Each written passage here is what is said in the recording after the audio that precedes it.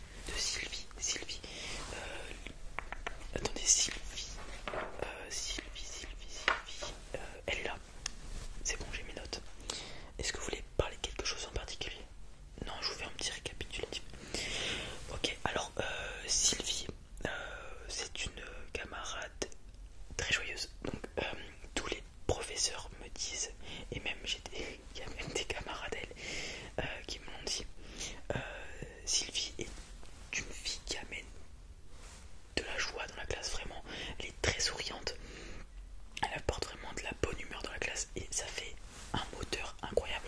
C'est vraiment une des classes qui est la plus joyeuse. C'est vraiment il y a très peu de personnes qui s'entendent mal, vraiment ils s'entendent tous bien et Sylvie est une des personnes qui permet cela. Donc malgré, vous devez le voir sur Pronote, enfin, sur le site du collège, malgré des notes peut-être un peu en dessous de la moyenne par rapport à la classe, on est sur une fille qui apporte beaucoup à la classe. Donc honnêtement je vous dis, peut-être que vous vous inquiétez au niveau des résultats, mais votre fille a vraiment beaucoup de potentiel. Le système éducatif français valorise les notes, mais votre fille a vraiment du potentiel dans tout ce qui est social et tout. Donc moi je m'inquiète pas pour votre fille, pour son avenir, vraiment je m'inquiète pas si vous commencez à vous inquiéter pour ça. Moi les notes, honnêtement, bien sûr ça vous catégorise et ça vous met dans une classe bien sûr, mais là, bon après je dis aller en dessous de la moyenne de classe, mais on est au-dessus de la moyenne partout. On a même, regardez, art plastique, on est sur 18 sur 20 de moyenne, c'est incroyable. Donc pourquoi pas s'orienter sur une école d'art peut-être où elle dessine beaucoup à la maison. Bah vous voyez, elle a peut-être pas des bonnes notes dans les matières classiques entre guillemets, mais l'éducation française fait en sorte d'avoir des formations pour tout et n'importe quoi. Donc une école d'art, pourquoi pas une école d'infographie, de graphisme sur PC, pourquoi pas aussi, ça peut être intéressant, sachant que c'est de plus en plus demandé avec le développement de l'univers informatique. Il y a vraiment beaucoup de choses à faire. Web designer, graphiste comme je vous l'ai dit, elle peut faire des publicités, elle peut vraiment, il n'y a pas de problème. Donc voilà, moi je m'inquiète pas pour son avenir. Comme je vous l'ai dit, elle est très joyeuse, c'est vraiment bien pour la classe. C'est tout ce que j'ai à dire. Est-ce que vous voulez qu'on parle de quelque chose en particulier sur Sylvie? Non, pas spécialement. Elle est pas avec vous là. Non, elle a son cours de dessin. Vous voyez, franchement, si vous le permettez à votre fille de continuer à faire ce qu'elle aime, tout en assurant un suivi pédagogique derrière, donc on essaie de rester au-dessus de la moyenne, etc., de bien accrocher les cours, je m'inquiète pas pour elle. Elle aura un bagage, donc honnêtement, non, je pense pas qu'il y ait de soucis pour ça. Peut-être du coup, vu que c'est un peu plus sélectif les filières artistiques, peut-être commencer à chercher maintenant à savoir ce qu'elle veut faire exactement, lui proposer des idées, etc. Il y a les beaux-arts à faire à Paris, il y a plein de choses à faire, donc commencez peut-être à regarder. Il faut être mieux vaut prévenir que guérir, voilà, je vous le dis. Donc il faut peut-être commencer à chercher maintenant. Très bien. Si vous avez d'autres questions qui vous viennent pas en tête maintenant, je suis toujours disponible sur mon adresse mail académique. Si vous voulez faire un rendez-vous, je suis toujours là, que ce soit au téléphone ou pas, il n'y a pas de souci. Très bien, au revoir. Alors, au suivant, et ça sera le dernier, ok. Bonjour, Christophe, ça va Christophe? Ouais, donc t'es venu avec tes parents, vous êtes... Ok, d'accord, Isabelle et d'accord, Paul, très bien. Alors, Christophe, là.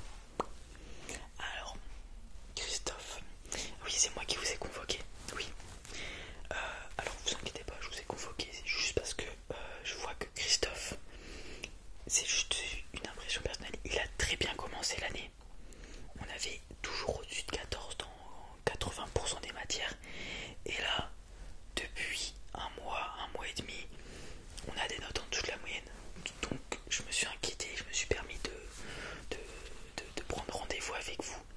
Est-ce qu'il y a des choses qu'il faut faire avec Christophe pour l'aider ou c'est... D'accord, il y a eu le décès de sa grand-mère. Toutes mes condoléances, vraiment, désolé. Christophe, je vais te dire tout de suite, c'est pas grave, c'est normal si tes notes